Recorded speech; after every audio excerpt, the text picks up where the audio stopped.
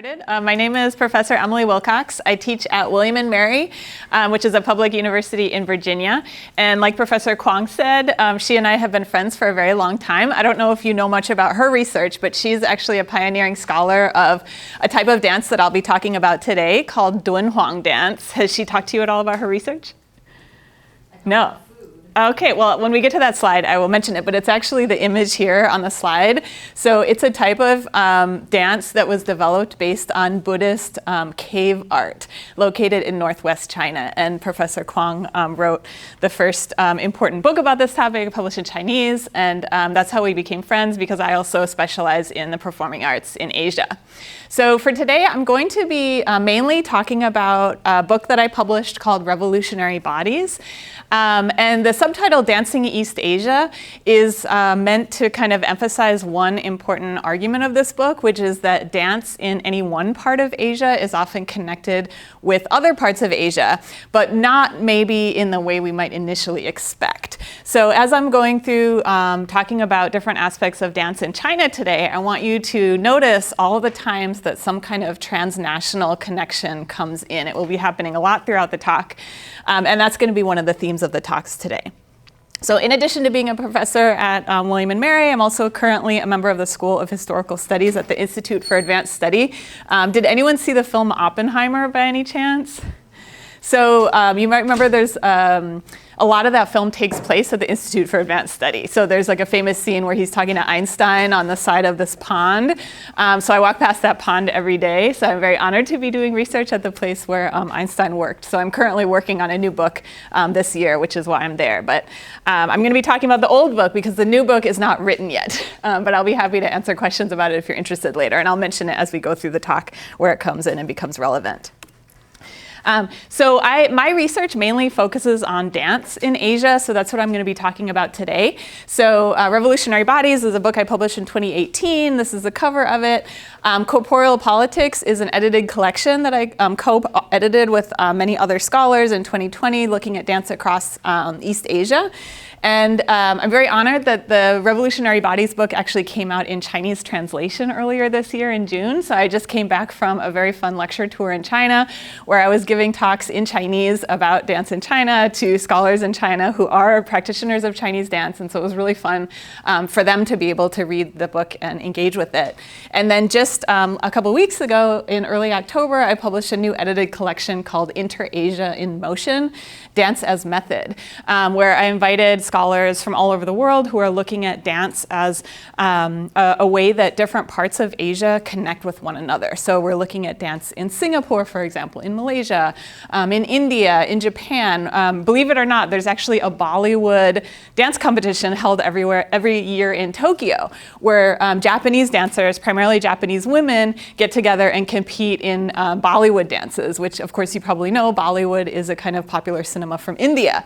So that's the kind of inter-Asian connections that I've been thinking about recently with the new project, is sort of how do dances from different parts of Asia actually interact with each other, and people within Asia are doing a lot of transnational stuff with other Asian dance forms. So those are kind of some of the bigger themes that I've been thinking about, obviously, with these different books. But like I said, I'm going to focus mainly on Revolutionary Bodies for my talk today. But for those of you who are interested in learning more about dance in Asia, of course, I would welcome you to check out the other books as well. So one of the things I'm really proud of with Revolutionary Bodies is that I published it open access. So this is a new type of publishing that aims to make academic scholarship available to everyone, regardless of whether you're based at a university or not. So open access means that the book is available free for download. If you're interested, you can just search Revolutionary Bodies. You can download the whole PDF. So it's free to anyone in the world. Like I said, the link is there. If you want to get the Chinese version, that one's not open access, unfortunately, but books in China are much cheaper than they are here, so it's only about $10 to purchase the Chinese version. The other very exciting thing about the book is that a lot of publishers are experimenting with multimedia publishing now, and so this book actually incorporates videos directly into the PDF. So if you're reading the ebook, you can just click here and the video will start playing, which is very cool. Or you can click on the link in the PDF and it will open up the web page so you can actually watch the video clips of the dances that I'm talking about. Or if you're reading the physical book, you can use your cell phone and scan the QR code and then see the video on your phone. So all of this is also helping to make the multimedia world a more integrated part of academic scholarship, which especially when we're talking about the performing arts, you want to be able to hear and see what you're reading about. So I will be sharing a lot of videos during the talk today, but unfortunately I won't have time to show all of them. If you're interested, you can always go to the book and download it and access the videos there. So I want to start by sort of giving you an experience of why I got interested in this topic in studying Chinese dance. And the main reason for that is that I was very, very lucky to get a Fulbright fellowship. I believe that's something also Professor Kwong did. So this is a really amazing grant by the US government, which I encourage all of you to explore if you're interested in experiencing life outside the United States. So the Fulbright fellowship actually pays for Americans to spend a year abroad doing independent research. So I was fortunate enough to get one of these fellowships a long time ago in 2007. And I was able to spend a year at the Beijing Dance Academy, which is the National Dance Conservatory in Beijing, actually studying Chinese classical dance and Chinese folk and ethnic dance. So I'm going to show you a couple of clips of what that looks like what I was studying, what I was interacting with that got me really excited about this topic.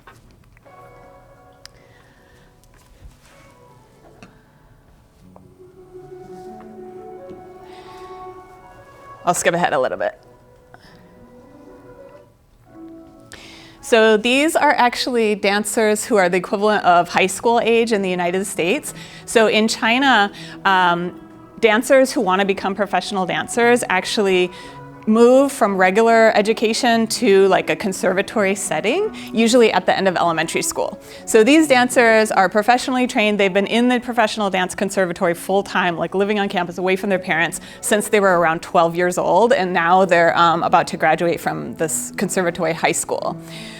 So they're very, very beautiful dancers. They're very beautifully trained. You can see from kind of their body types that they are selected from hundreds and hundreds and even thousands of people who apply every year from all across China. And so they're able to select the people who have a really particular look and a particular body type, which is something that is considered important for dance in China. So these were the type of dancers that I was hanging out with all the time. It's definitely a very different cultural environment. But if you look at the actual dance movements that they're doing, it's kind of, if you know anything about Chinese performing arts, you probably notice there's a connection to Chinese traditional opera here. So for example, the fan prop that they're using is a prop that's sometimes used in Chinese opera. But if you look at the actual body movements, so this hand position that they're doing here, that's a hand position that is performed in Chinese opera. This posture that they're doing where they twist their bodies into an arc, they have their foot behind, all of that is based on Chinese opera. But it's different from Chinese opera because they're not singing, they're using their bodies to communicate. So Chinese classical dance is what we just watched. That's one of the styles of Chinese dance that I'll be talking about today. Now I'm going to give you totally a different type of Chinese dance. Let me see, I remember this one's kind of loud, so I'm going to turn the volume down just a little bit.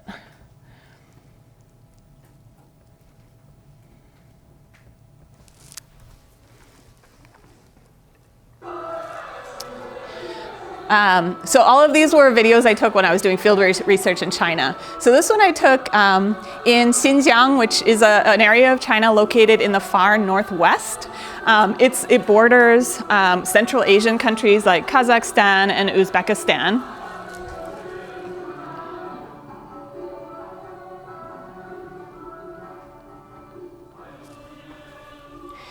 So in this case, these are also professional dancers. These are university level dancers at the Xinjiang Arts Institute, which is a professional arts conservatory in Xinjiang.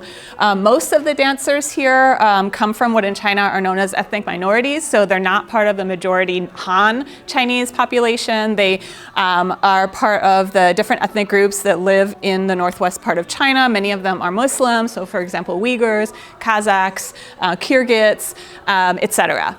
So there are a number of different ethnic groups that live in this region. And the dance that they're performing here is actually the specialty of this institute. Because this institute is located in northwest China, they actually specialize in the dance styles of those ethnic groups that live primarily in that area. So in this case, they're performing a Uyghur dance that's inspired by Uyghur performing arts. You could tell the music also incorporated Uyghur music with Uyghur lyrics. And so one of the interesting things about Chinese dance is is that it is very regionally specific, and it really emphasizes the cultural and the geographic diversity of China. So it's very, very diverse. So you probably noticed like the types of movements they were doing were very different from the classical dance movements that we just saw a minute ago.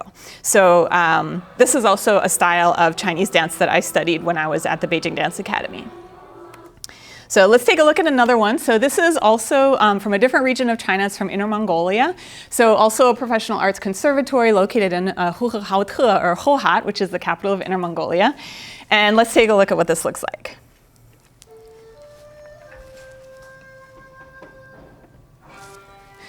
And I chose this video because you could see they have a live accompaniment and they're actually using some of the local musical instruments, which is something I always love. So these are university level dance majors, also professionally trained full-time dance students. So you probably get a sense like the quality of dancing at these schools is really, really high and very, very beautiful. The dancers are very, very well trained. Another thing you might have noticed is I showed you 2 female classes. Now we're seeing a male class. So unlike in the United States, where the majority of dance majors tend to be women, in China, there are also a lot of dance majors who are men, and it's sort of normalized for both men and women to dance. However, they do tend to sort of define dance movement by gender, which is also kind of interesting. So they have movements specifically for women and movements specifically for men. So here we're seeing the male movements, and the style of dance that they're doing is Mongolian dance. So one of the things that I find, this is also a style of dance that I studied. One of the things I really loved about studying this, and you'll notice it when you look at the movements, like right there, for example.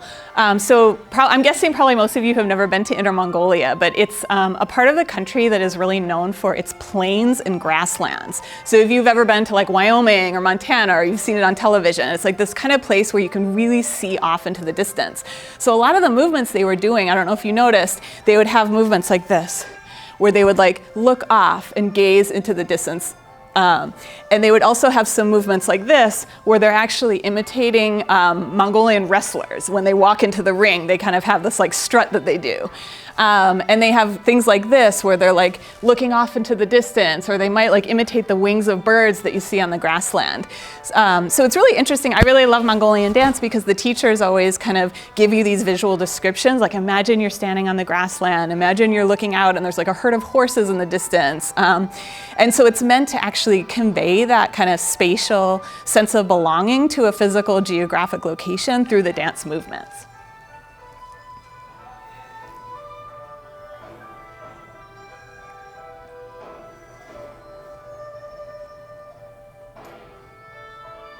And you can hear the musical instrument that's playing right now. It's called a horse-headed fiddle. It's kind of like a cello, but it has a horse carved into the top of it, and it has a bow with 2 strings. And it's a traditional instrument that's played a lot in Inner Mongolian music. So that's the third one. There's one more video that I'm going to show you. So we've seen so far Chinese classical dance, we saw Uyghur dance, and then we just saw Mongolian dance. And the last one I'm going to show you is a kind of Han folk dance. So like I said earlier, there's lots of different ethnic groups in China. The majority group in China is what's called the Han, H-A-N. It makes up about 90% of the population. And so a lot of Chinese dance styles reflect different local, regional cultures of Han performance. And this one is reflecting Han folk dance from the northeast part of China. And so this is at Jilin Arts College, another professional conservatory in northeast China. So let's take a look at this one.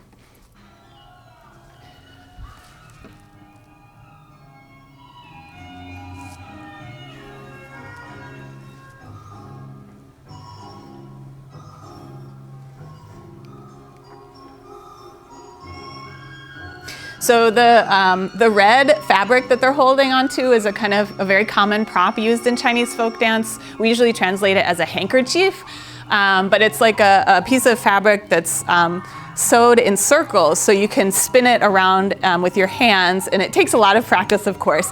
But it's pretty common to see different types of props like this used in Chinese dance. Like you saw in the first video, they were using fans.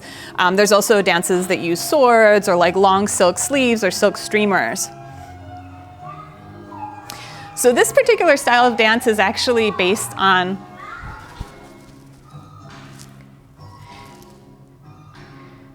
It's actually based on a type of folk performance in agricultural communities. So normally in the fall, around the harvest time, there would be different kinds of like outdoor celebrations or holiday festivals.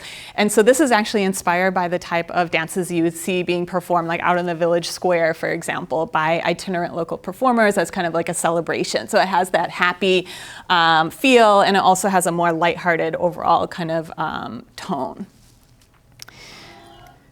So everything that I showed you is what in China is known as Chinese dance. And this is the topic that I decided to write about for the book Revolutionary Bodies I'm going to talk about with you today. So this is a really interesting dance practice, as I'm sure you could get a sense from what I was just describing. So on the one hand, it is actually a contemporary creative practice. So it is a type of art that is performed by professional students in arts conservatories, in professional dance schools. So it's kind of equivalent to what in the United States might be like ballet or modern dance or Afro-diasporic dance. These are all dance styles that are commonly taught in dance conservatories in the United States. We have professional dance companies dedicated to these dance styles. So that's kind of the status that Chinese dance has in China. So it's the major kind of staged dance form that you see everywhere. So it is created for the concert stage. But interestingly, it's based on all these different types of local folk dance forms, different types of dance practices of different ethnic groups around the country, as well as Chinese theater and even historical dance records have inspired a lot of this dance. So interestingly, it's a kind of creative artistic practice, but it's also based on research into artistic traditions. So it blends the idea of a traditional dance form with the artistic creativity that we would normally see in concert dance. And the other interesting thing about Chinese dance is that it's not only popular in China. So here in the United States, in Canada, in most places around the world, wherever you have large Chinese communities, you tend to have people studying Chinese dance, people performing Chinese dance. So like I mentioned earlier, I'm currently living in Princeton at the Institute for Advanced Study, and I got there like on a Friday, and then by a Monday, one of my friends had already said, hey, there's a Chinese dance school like 15 minutes from where you live. You can go keep doing Chinese dance. So now I'm taking Chinese dance three times a week in Princeton, New Jersey, because literally Chinese dance is everywhere. I'm sure you have many opportunities to study it here in Orlando as well. So it's something that's popular not only in China, but also among what we call Sinophone or Chinese language speaking communities or Chinese diaspora communities all over the world. So it really is a global dance form.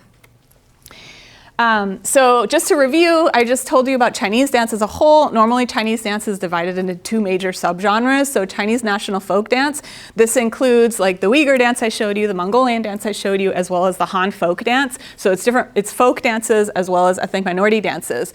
And then there's also a whole style of Chinese dance called classical dance, which I only showed you one example of, the one that's based on Chinese opera theater. But there's also the style that Professor Kwong writes about, which is based on the Buddhist art that I'll talk about later. That's also a style of Chinese classical dance. And then this one pictured here is another style of Chinese classical dance that's based on poems and paintings and sculptures from the Han and the Tang dynasties in ancient China. So there's a lot of different substyles of Chinese classical dance as well. So interestingly, like I said, Chinese dance is the most popular concert dance style performed in China, but I just wanted to give you some like reflections of what else is performed in China. So in 2016, the Chinese National Academy of Arts did a report sort of statistics of professionally staged dance performances in China that year. And this not only included performances by dance companies based in China, but also performances by companies that were touring China from other parts of the world. So based on those statistics, they found that more than half of all the dances staged were in the style of Chinese dance. 28% were in the style of ballet, and 16% were in the style of modern dance. So if you go to China, you will see a lot of Chinese dance, but you'll also see ballet, you'll also see hip hop, you'll also see modern and contemporary dance, a lot of other, see flamenco, for example. There's a lot of other dance forms being performed in China. But because Chinese dance is the most popular one, that's the one that I'm going to focus on primarily today. And I'll talk a little bit about ballet as we move forward too. So these are just kind of what I showed you earlier were all Chinese dance being performed in the classroom by students. So for the most part, they had like not the kind of elaborate costuming. So I also just wanted to give you a mental image that when you see Chinese dance performed on stage, there's not only the really beautiful dance movements and choreography, but costumes are also very elaborate and gorgeous. And the setting tends to be really beautiful too. So these are like really large scale dance events usually, kind of similar to like a Broadway Broadway musical. That's the level of scale that we usually see in large-scale Chinese dance performances. So this is Yang Liping. She's one of the most famous dancers in China. She specializes in the peacock dance, which I'll talk about later. And this is the leading dancer of the Chinese National Opera and Dance Drama Theater, Tang Shiyi. She's actually, both of them have toured in the United States as well. They're both, I would consider, to be like stars of the Chinese dance world right now. So before I started writing the book Revolutionary Bodies, I noticed that a lot of the scholarship on dance in China that was written in English actually focused on ballet and modern dance. So the dance styles that came from the West originally that were sort of more familiar to Western audiences. And then there's also this really interesting book about ballroom dance in China in the 1920s and 30s. So it's interesting that the previous English language scholarship kind of more reflected Western dance styles in China. And so part of the reason I wanted to write about Chinese dance was I really wanted to reflect the dance styles that were most popular in China, that were also distinctive to China, that had been created by Chinese artists. But there is other work out there if you're interested in modern dance, ballet, or ballroom dance in China. So I want to talk a little bit about research methods. So I know that that's probably something that you've thought about in this class or in other classes, right? How do you actually do research? So as I mentioned, I started out as a student of Chinese dance, and I started doing research on Chinese dance actually as a practitioner. So this is an interesting way of doing research, right? If you think about, like, Professor Kwong is an ethnomusicologist, and so in order to do that research, you have to be able to play the instruments or sing the songs, right? You have to be able to analyze the music. And so with dance, we actually use our physical bodies as a research tool. So for me, learning to actually embody Chinese classical dance or any of those other dance styles I just mentioned allowed me to use that kind of physical experience as a research tool to be able to understand the cultural and the aesthetic aspects of the dance, and also to meet people and to learn about the world of Chinese dance. So this is me standing outside this big rock that's on the campus of the Beijing Dance Academy. It says the Cradle of Dancers. That's the nickname for the school because it's where it's considered to be the central place for training professional dancers in China. So I learned all different styles of dance. I had a really amazing experience.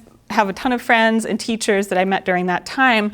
And so the studio training, of course, got me really interested in learning more about these dance styles, and especially got me really interested in telling people in the United States or in the English-speaking world more about these dance forms. So I also felt like learning the dances in the classroom made me really interested in their history and, like, where did these dances come from, how did they develop? And so I started doing oral history interviews with dancers who had been, practicing Chinese dance their whole lives. So these are just some examples of sort of me in people's homes, looking through their photo albums, talking to them, writing down their stories, and recording their life histories. And so that also got me really interested in the history of Chinese dance. While I was doing my fieldwork in China, I saw a lot of dance performances, and that's something I always do. I think it's really important when you're studying the performing arts to actually be in the live space. Like, of course, nowadays we can watch a lot of things online, which is wonderful, but it's never quite the same as being there in person. So that's also part of the research methodology. Also, there's a lot of scholarship published on Chinese dance in the Chinese language, and so because I am fluent in Chinese, fortunately I'm able to read the scholarship, and so my research is engaged not only with the English-speaking academic community, but also with the community of Chinese scholars who write about and research and teach about Chinese dance history in Chinese. And so this is just like a random photo of one of my bookshelves, but there's a lot of books in Chinese that I use a lot in my research that are really, really inspiring. So fortunately, we live in a multimedia age where we have access to a lot of video footage. So one of the things I started doing when I was writing the book on Chinese dance was I wanted to understand the history of this dance form. And in order to truly understand the history, you have to be able to see what the dances looked like in different periods of time. So it's not really enough to, like, read a written description of a dance. It's much better if you can see it. So I started collecting all of the old dance footage that I could find, and it turned out there were entire movies documenting dance works that were created in China going back to the 1940s. And so I started collecting all these different digital recordings of these films. So these are just some screenshots to give you a sense of what they look like. But I use a lot of these historical documentations of Chinese dance that are still available on film today. One of the things that historians emphasize a lot is something called primary sources. I don't know if that's a term that you've encountered in your classes before. That is an awesome Halloween costume. Sorry to interrupt. What are you? I'm Genshin Impact. Oh, nice. Okay, I had a student who wrote about that for a final project. Very cool. Okay, so I mentioned earlier that I studied Chinese dance. So that was doing something called field research, right? Where you're in the place physically doing research. Oral histories is also part of field research, like you're interacting with living people, hearing their stories. So I combined that kind of field research methodology of studying dance, watching dance performance, and doing interviews and doing oral histories. I combined that with what we call like an archival methodology, where you are finding archival sources that document earlier periods of time. So when we're doing archival research, the primary sources that we usually look for are like original things that were published in the time period that we're writing about. So I use a lot of, this is Renmin the People's Daily, the main newspaper in China. So there's a lot of writings about dance in the newspapers. I use these types of things. So this is a bulletin. It's called Dance Study Materials, 舞蹈学习资料. It's kind of like dancers research and document their research in this publication for other dancers. There's a national dance magazine. There's a lot of memoirs that the dancers write and publish about their own lives. So these are all different kinds of primary source materials that I also collected in the research process. And then apart from that, I also use archival materials. So these are usually things that are primary source materials that have never been published openly. So they tend to either be like, for example, this is a page from a dancer's personal photo album, right? It's not something you can go buy in a bookstore. It's something very unique and very rare. And so that is something that I use in my research, is like dancers' own personal records of their own lives. There's also stuff like this where it's considered to be an internal publication. It's called Dance News. This was an early dance bulletin. These are really interesting, so I used a lot of performance programs. So if you've ever been to a live like theater, like a play or a dance performance, or a music concert, you usually get a program when you enter the room, and it gives you a list of everything that's being performed. So those are actually amazing historical documents for performing arts history, right? And sometimes, fortunately, people hold on to them. And then when they pass away, they donate them to libraries. And so if you search in the library archives, you can find these types of materials. And so I use a lot of those as well. And then because I was so kind of like dedicated to this research, I ended up collaborating with a librarian where I used to work at the University of Michigan. And Professor Kwong has also visited this archive. And we actually created a library archive. So this is a digital humanities website where we were able to scan and share 1,500 of those personal photographs from the dancers' personal photograph collections, as well as we've collected a lot of performance programs and other types of rare materials documenting dance history that's now in that collection. And so the collection is also something that's now available to other scholars, in addition to myself and the collaborator, Liang Yufu, who created the program with me. So all of that is kind of the material research that I used for the book. So now I'm going to start sharing the content of the book itself. So I decided, like I mentioned, to focus primarily on Chinese dance for the book. And what I really wanted to tackle was basically two questions. So the first question is, how should we define Chinese dance, and what is this really complicated art form? Like, how should we understand it based on what we know about dance history? Like, what words should we use? But also, apart from that, I really wanted to understand the history of Chinese dance and sort of how these dance forms came to be. So in order to understand both of those questions, we kind of have to go back to some of the first people who started talking about Chinese dance, started creating choreography that later became seen as like early predecessors to Chinese dance. So a lot of what I do, what I'm really interested in, are the stories of dancers, because when we look into these individual people, they all have really fascinating backgrounds. So Yu Rongling is considered to be the first person in China to stage dance for the concert stage in a modern sense of what we would say like dance as a contemporary art form. And she was actually, so she's Eurasian. Her father was Manchu, and her mother was half Chinese and half European. And her father was an ambassador for the Qing court, the last dynasty of China. And so because her father was an ambassador, she and her sister actually traveled a lot internationally. So remember at the beginning of the talk, I mentioned that I'm going to emphasize a lot of international connections. So this is the first one. So when she was a young girl, she actually traveled with her dad to Japan. Like, he was stationed in Japan for a while, so she studied Japanese classical dance when she was there.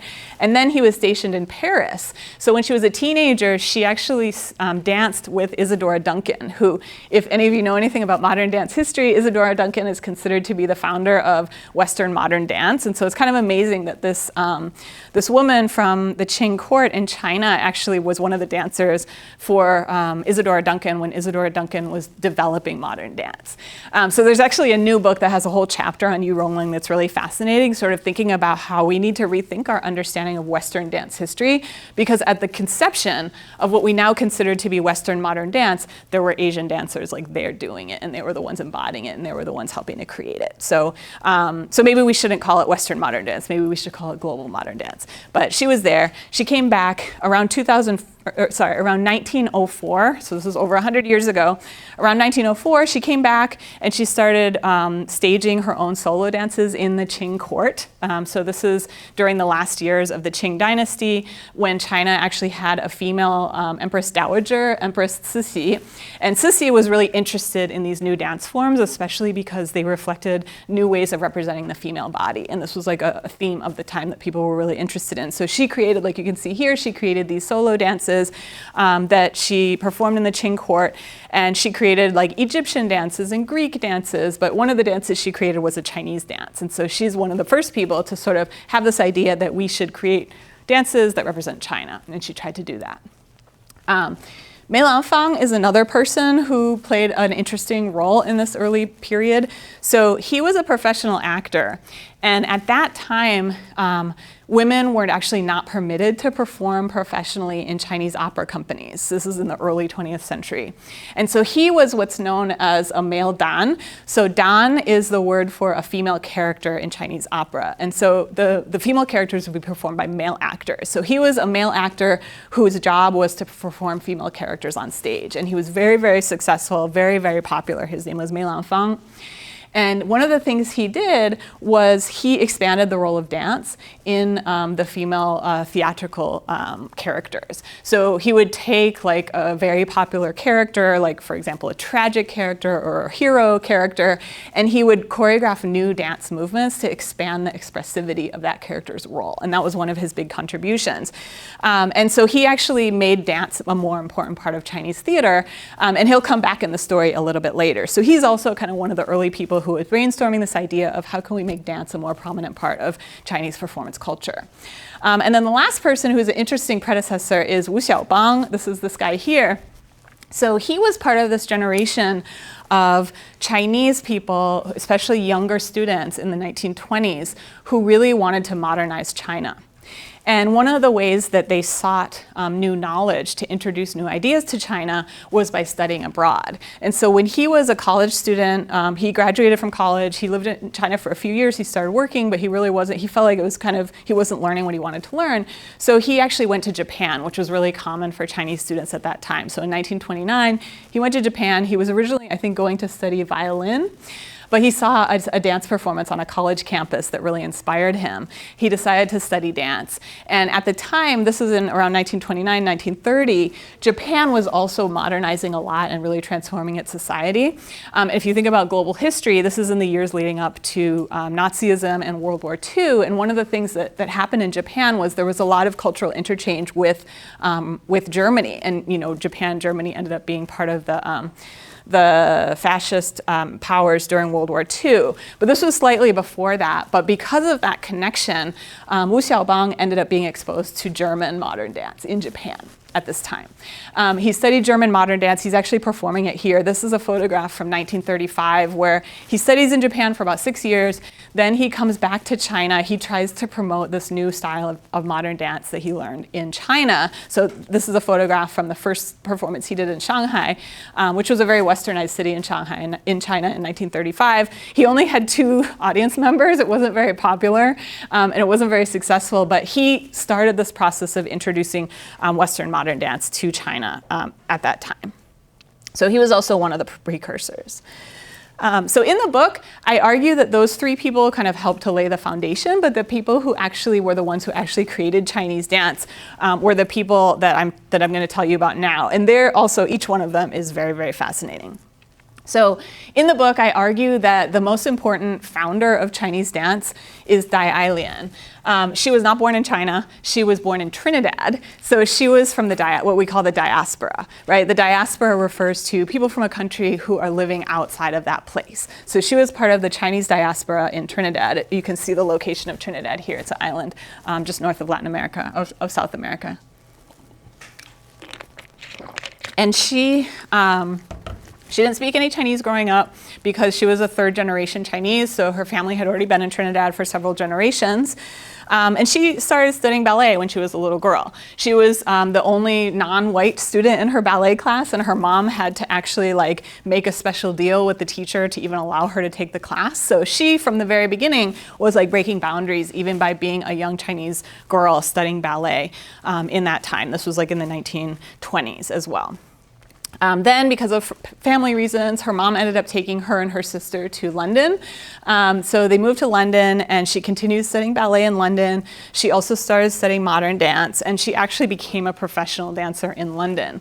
So I did a lot of research for this chapter of the book in the archives at the Royal Academy of Dance in London, and I actually found, I didn't include them here, but I found in the London Dancing Times in the 1930s, there were photographs of her, and she even appeared on the cover of one of the London Dancing Times at one point because she had become a successful dancer in that context. But sadly, this was in the 1930s, and she was often typecast. So she was usually not accepted into more mainstream dance companies. She was usually typecast performing Asian roles. She even performed a Native American role in one of her first dance works. So one of the things I talk about is sort of how she developed an interest in her own cultural roots, in part because she was kind of pushed in that direction by the society that she lived in. People were always saying oh, you're Asian, you should do Asian dance. And that was one of the things that drove her to become interested in Asian dance.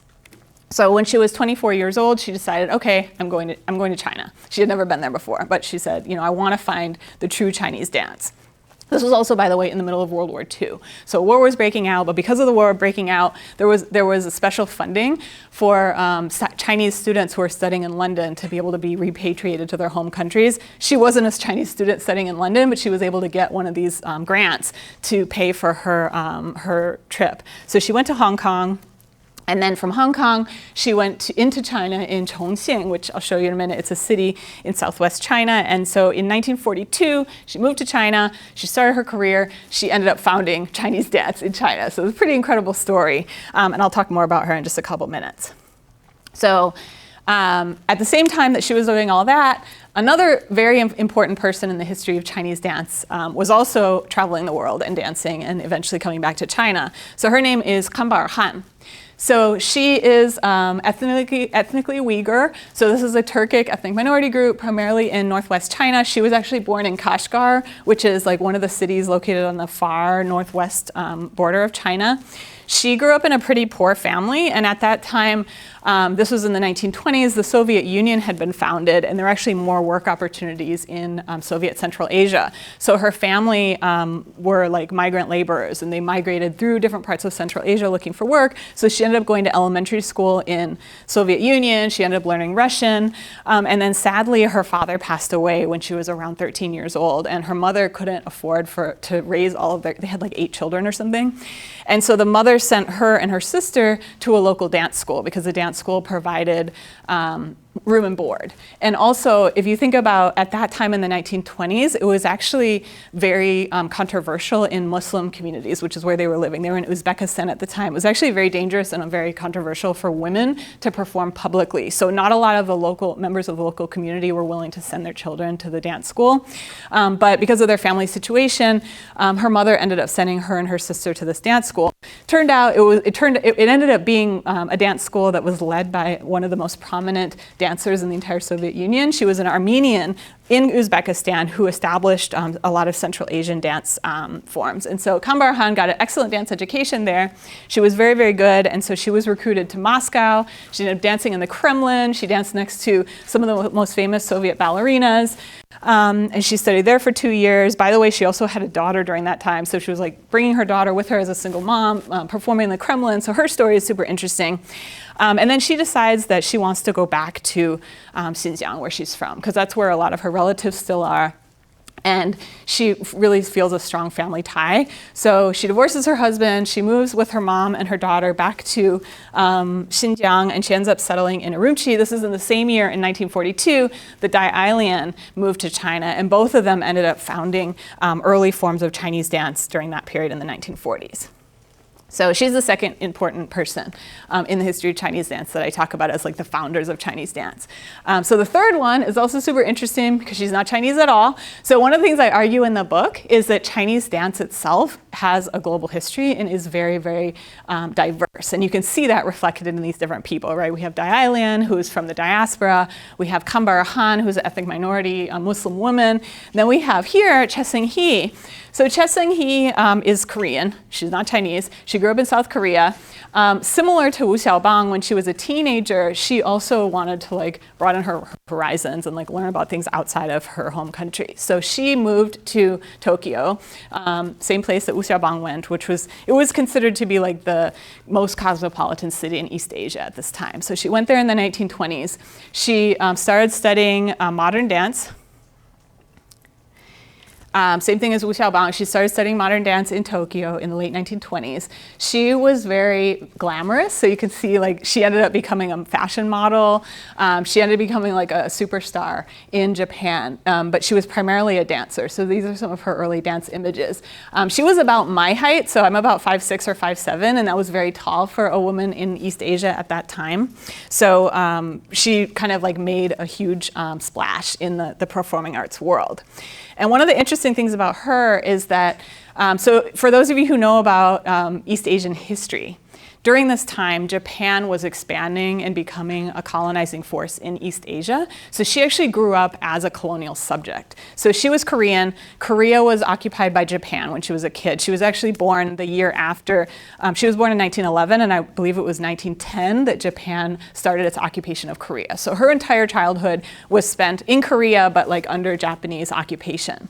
So one of the things that she did after she became famous, or around the time that she was becoming famous, is her teacher, Ishibaku, who was a Japanese modern dancer, said, you know, you have this interesting background, kind of similar to what happened with Dai Ailian. He was like, you know, you are Korean, so you should dance Korean dances. So she didn't want to at first, but then she did. So she created this dance, which is super interesting, in the mid-1930s, Nehie Aora, which is actually poking fun at the Korean intellectual, like male intellectuals. So she's cross-dressing as a Korean male intellectual, but she was very effective. She was a really engaging, charismatic performer. And so she did this kind of like comic sketch that was performing Korean traditional movement, but it was doing it in a way that was critical of some of the more conservative aspects of Korean society. It was very, very famous. It was very, very successful. So she ended up creating her own repertoire that was a combination of like her own Korean style dances as well as other types of modern dances that she learned in Japan. And she did a world tour. So these are some of the performance programs. So her Japanese name was Saisho Ki. At the time, Koreans had to use their Japanese names. So she toured around the world. She went to, she performed all over the United States. She performed all over Europe. And she also performed all over Latin America. So like in Mexico, Argentina, Colombia, etc. I think she went to Argentina. I think I said that already. So she was like one of the first East Asian dancers to actually become really famous internationally. And she was even invited to serve on a judging panel for a dance competition in Belgium when she was in Europe. So she was very well received. There's been a lot of scholarship on her because she's so influential. But interestingly, you know, at the end of this tour, World War II broke out in Europe, so she had to come home. So she went back to Japan, and at that time, Japan was in the middle of a large-scale war with China. So Japan was invading China, sending soldiers to China, and one of the things they did was they required most of the really famous dancers and other types of performing artists to go perform for the soldiers. So her first trip to China was actually right after she returned from her world tour. They were like, okay, you're going on your next tour, and now you're going to China. And so she ended up in China. And so these are like billboards showing like advertisements for her, again, using her Japanese name, to perform in different cities in China. This is another advertisement from a Chinese magazine. These are all her performing in different solos. She primarily did solo dances at this time. So interestingly, I mean, she was sent there for, you know, representing the Japanese government, but again, she was not ethnically Japanese. And she actually became friends with some of the Chinese performers who were boycotting the Japanese occupation at this time. So Mei Lanfang, so this is the guy I showed you earlier who was the male actor who specialized in performing female roles. You remember who I'm talking about? He was like a Chinese opera actor. So that's him without his costume on. So she met him.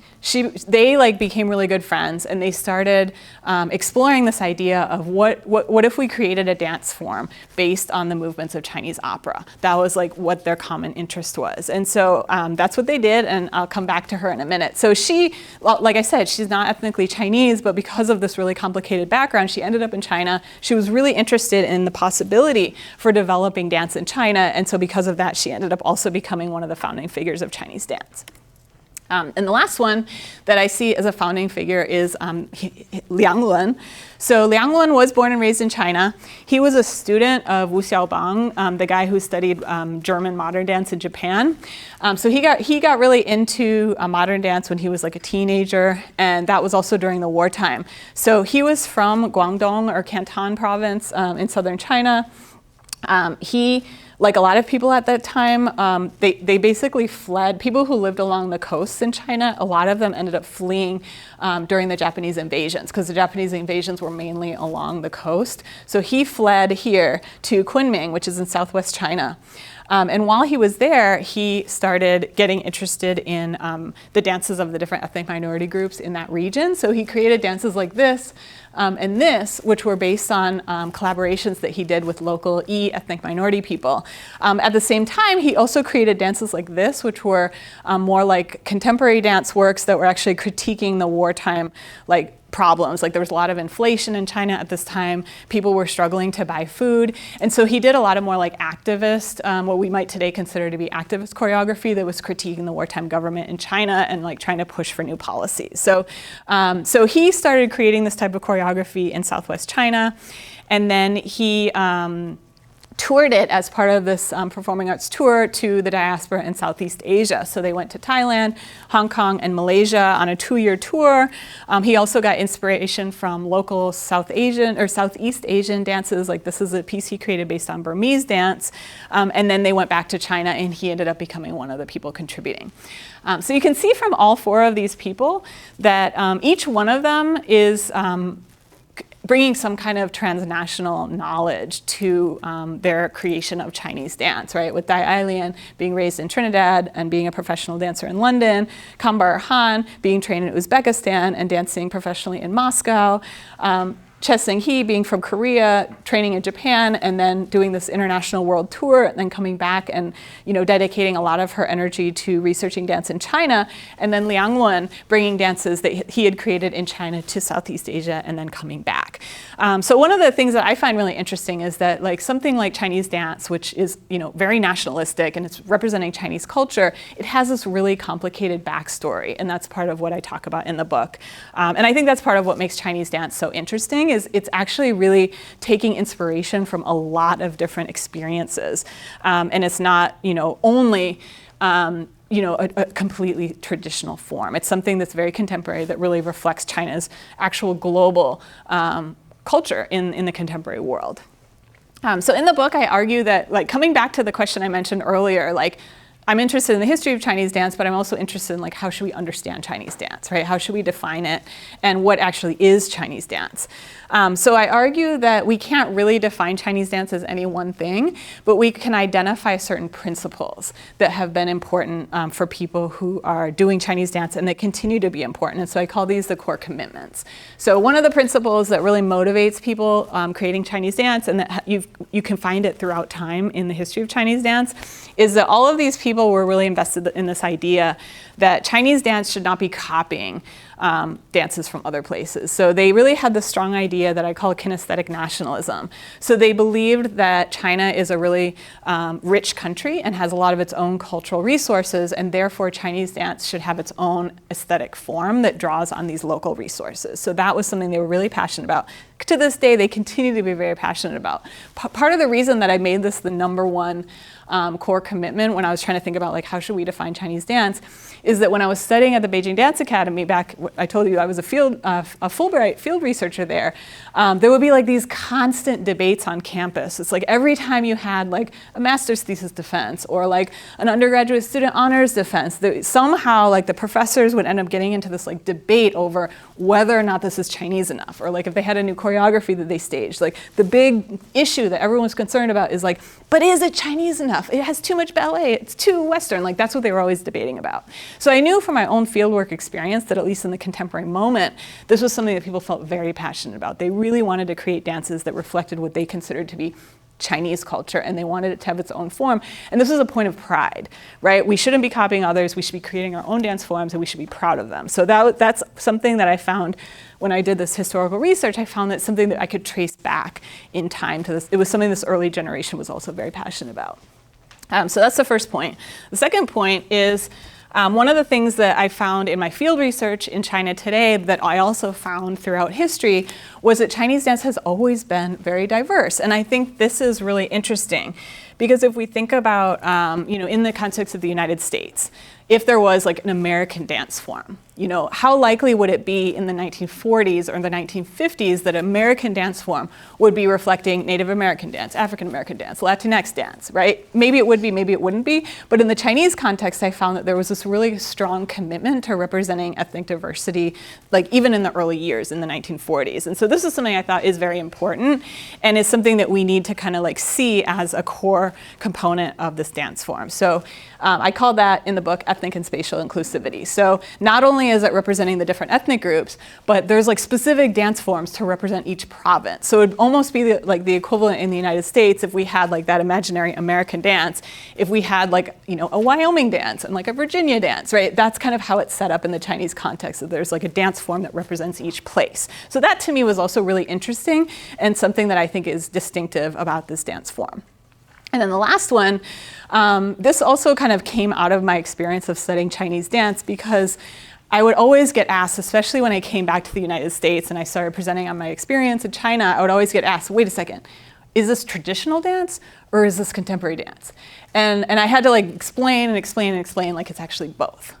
And so in order to explain that whole concept, I came up with this idea of dynamic inheritance.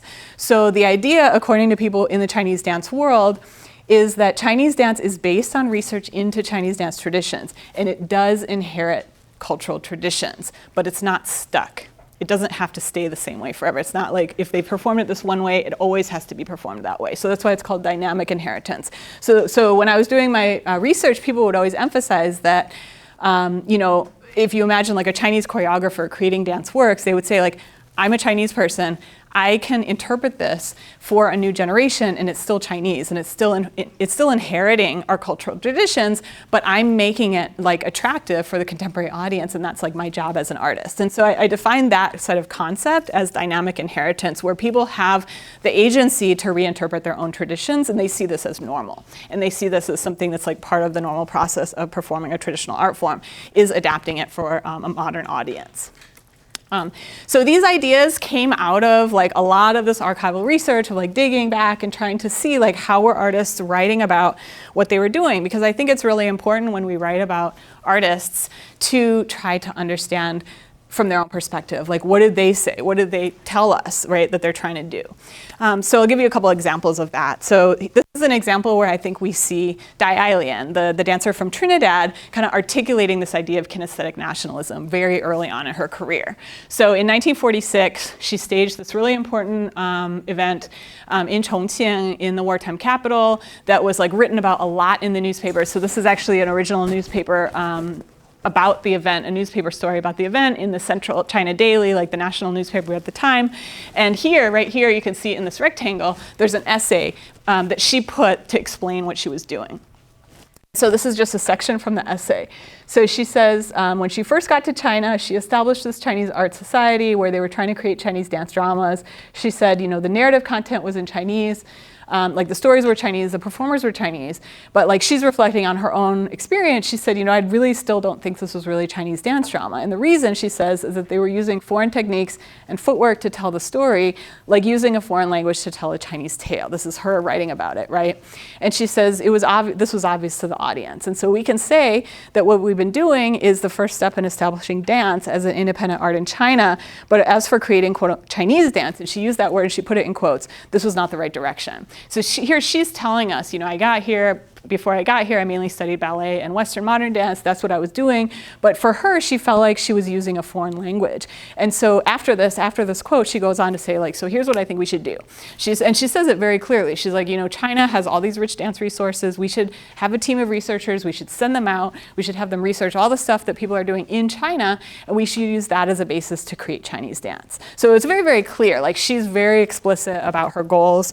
And the fact that I think she uses this metaphor of a foreign language, I think is really important. And so that's where I see her saying, like, we need to create our own language. So that's the kinesthetic nationalism idea. So that's one example. And this is another example where I think we can see the dynamic inheritance concept in Choi Seung-hee's writing. So this is Choi Seung-hee, the Korean dancer that I mentioned earlier. So here she's in a conversation with Mei Lan Fang, the Chinese opera actor that I told you about that she became friends with. So they're going back and forth. And so Mei Lan Fang asks her, you're performing all these dances and, are they traditional? What's the role of tradition in like these dances that you're performing? And so she responds and she says, well, I don't really completely follow inherited dances that previous people passed down. Some people say that new creation is destructive to tradition, but I rather believe that new creation has always been the normal development of tradition. In the past, our ancestors' artistic creations were passed down and became today's art traditions. The new creations of today's artists will also become the traditions of future generations. So again, this is in 1945. She was already had, I think, a very open-minded understanding. Look, tradition has always evolved. We are also evolving. It's totally fine for us to create our own traditions, and the people of the future will continue to inherit them. And it was really interesting because in the next sentence, she pointed back to Mei Lan Fang and said, look, you're doing all this innovative stuff in Chinese opera, but probably one day people will say what you did was tradition. And it's so interesting for us today because Mei Lan Fang is considered to be a traditional Chinese opera actor today. So it was what she envisioned, I think she was very, prescient, and she knew, she could see that was what was going to happen, and she accepted that was her role to create new traditions for the future. And interestingly, the dances that she created are now very popular in Korean communities, and most people see them as traditional Korean dance. So she did actually accomplish that goal. So during this time in the 1940s, Dai Ai-lian was she wanted to put in practice her vision of we're going to send people out to do research, we're going to collect dances. So she actually did that. So here, I don't know if you can recognize this is actually a Tibetan dance costume. So she did, one of the first places she did field research was in Tibetan communities. So she was trained in a type of dance notation called laba notation. So she went to Tibetan communities, she studied dance with them, she notated their dances, and then she choreographed dances that reflected Tibetan dance that she had seen. And she actually had Tibetan students perform the dances in that big event that I showed you that was in the newspaper article. So she did that. She also, this is another example, so I'll show, this is a video clip. This was actually very cool. So this is her in 1947. She was invited to the United States at one point in 1946 to 1947, and when she was in New York, a Chinese-American filmmaker actually recorded her. So this is something that I discovered in the research process that I included in the book. I think it's the earliest known recording we have of Chinese dance, so let's watch it. Oops.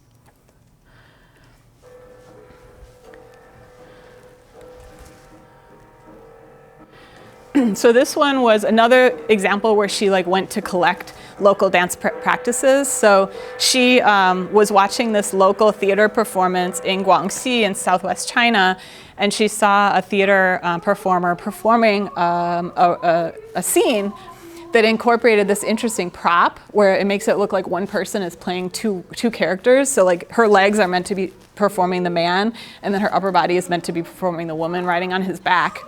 And so she thought that was really cool. And so she said, okay, I'm going to create a dance based on this. So she learned the techniques from the local opera performer, and then she adapted them to create this solo dance. And so again, it's she's learning from the local traditions, but she's also, taking on the role of the artist to adapt them into a new solo dance piece.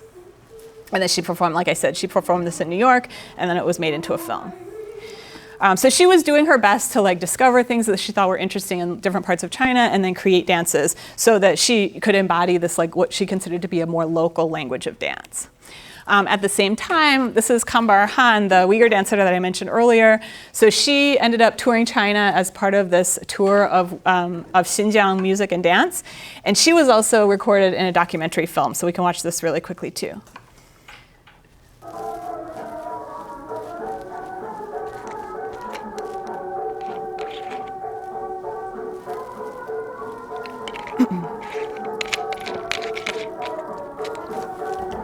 So when she came back to Xinjiang after studying in Moscow, she realized that a lot of the dances that she had learned in Moscow were meant to be representing like her own ethnicity. Like she actually performed Uyghur dance in Moscow that she learned from Soviet teachers.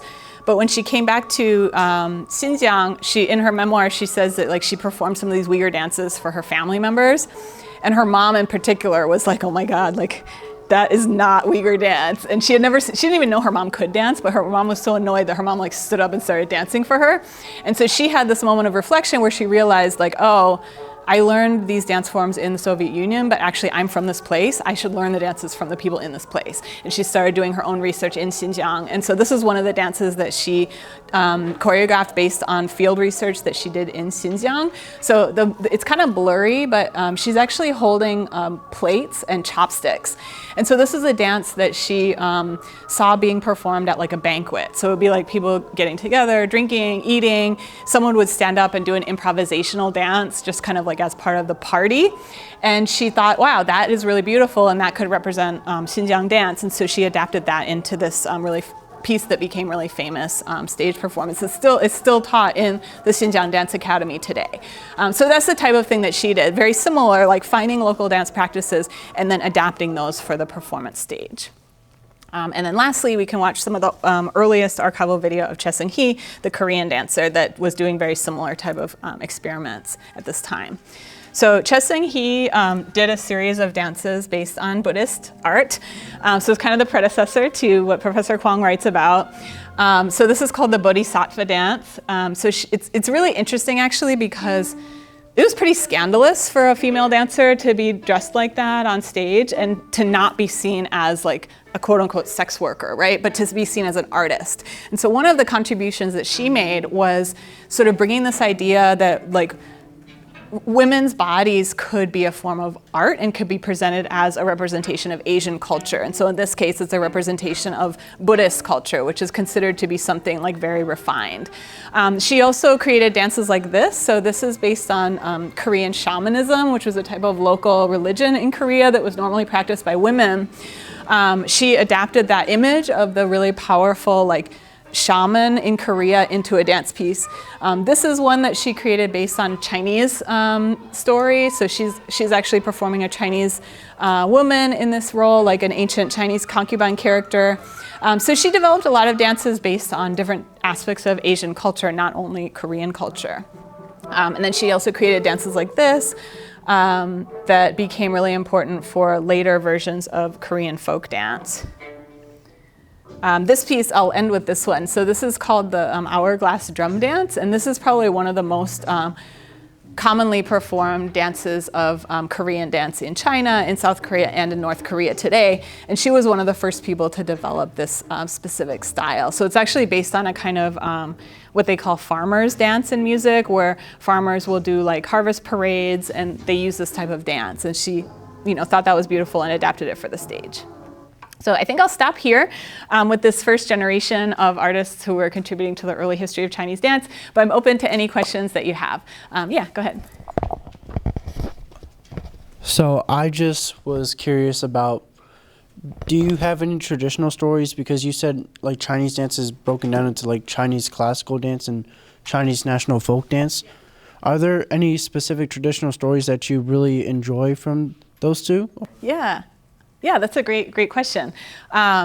So that will actually give me an opportunity. Well, I won't do it. So there are a lot of really great stories. So the peacock dance, I don't know if you remember when I showed you towards the beginning, there was the one image of like the dancer who I said is famous for the peacock dance. So that story is really interesting. So there are a lot of stories in Chinese mythology that deal with this common theme of like women who are not human. So women who are either animals or like immortals. So there's a famous story about the peacock princess, where there's a woman who is a peacock who transforms into a woman. She's like from another world.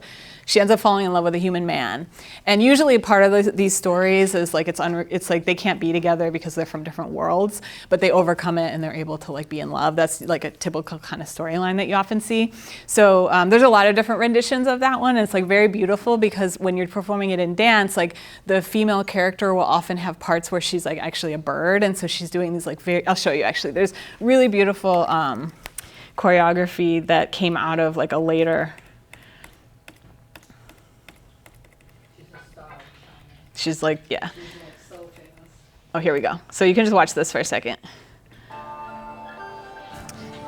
So she originally got famous by performing the Peacock Princess, and then she started doing her own solo dances that were just pure peacock choreography. So this is the most famous one. It's called Spirit of the Peacock.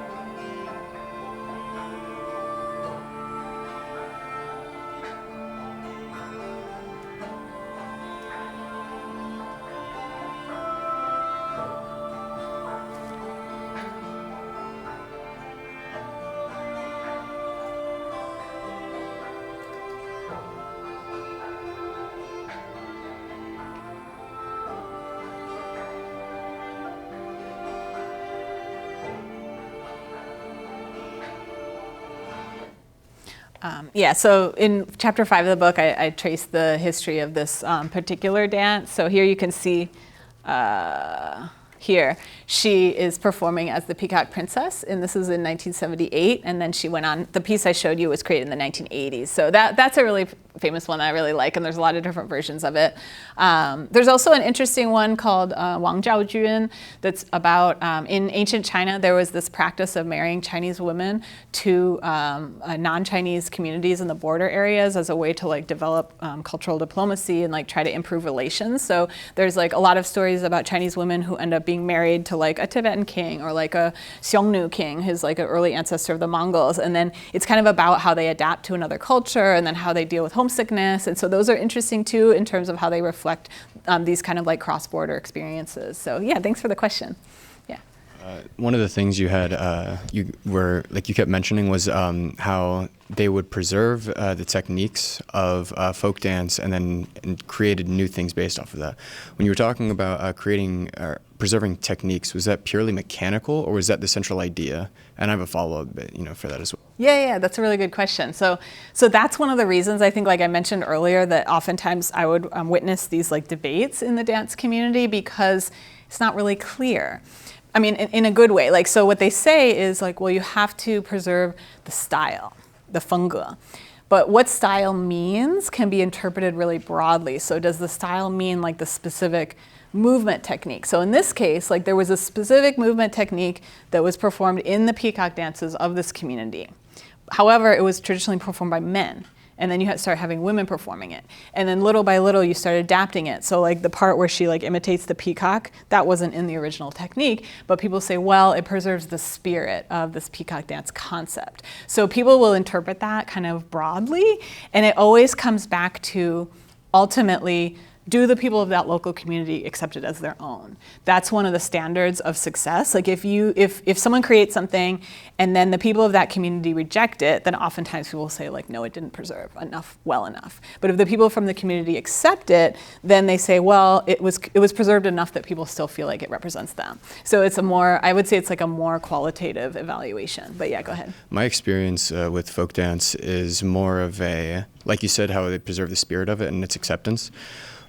But I was going to ask how, you had mentioned that like these dancers were influenced by European dance first, and then tried to distinguish it from European and make it purely Chinese.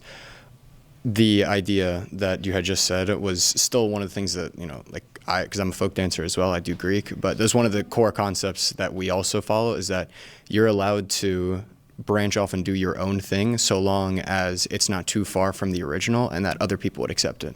Do you think that the evolution of Chinese dance, even in its way to try to separate itself from European, is still influenced by that same idea? Yeah, it is. It's like the central tension, because the moment that you are comparing yourself to something else and then using that other thing to sort of define yourself, you can't help but have that other thing also then become part of how you're understanding yourself. So yeah, it's this very like dialogical relationship is sometimes how we call it in anthropology. And you definitely see that. And that's also part of why like they would say, oh, there's too much ballet in this. But like the Mei Lang Fang. Was he a traditional folk dancer, or was he primarily in the opera scene? He was in the opera scene. So he played female roles because at that time women weren't allowed to. Exactly. In Peking opera, that was the style of opera that he performed. Okay, and he okay. Actually, that's all I had to ask. Thank you very much. And he actually toured the world too and was also very popular. So some European, like Bertolt Brecht, claimed that he developed his alienation technique, which is a theatrical technique based on watching Mei Lan Fang. So Mei Lan Fang himself is like very interesting. Sorry, go ahead. So one example of, I think, a slightly Western production is, have you seen Shen Yun, at least, like, the billboards and everything? It's come under a lot of fire, of course, because there are a lot of historical changes into it, specifically politically influenced ones, right? And it's been very interesting for me. My experience with it is like 3 video essays, that's it. Because I would see the billboards and I'm like, okay, it has a little caption, China before communism. And I'm like, that's already kind of a little thing for me. Like, okay, I know there's something. And then you read into it more, there's like Western funding, crazy stuff. How has politics influenced the modern day perception of Chinese dance? Such a good question. So yes, so Shen Yuan, for those who don't know, is like a performing arts wing of a religious group called the Falun Gong, which is actually very critical of China.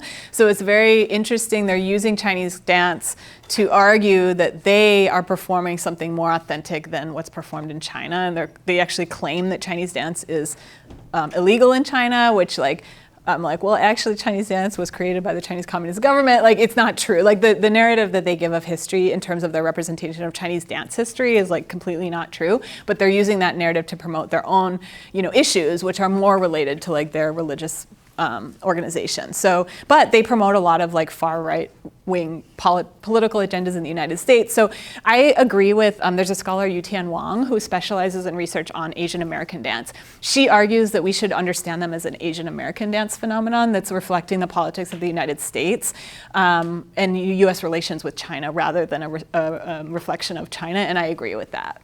Yeah, which is really interesting, and it shapes a lot of Americans' perception of Chinese dance as well. So yeah, thanks for your question. Yeah. Thank you, everyone.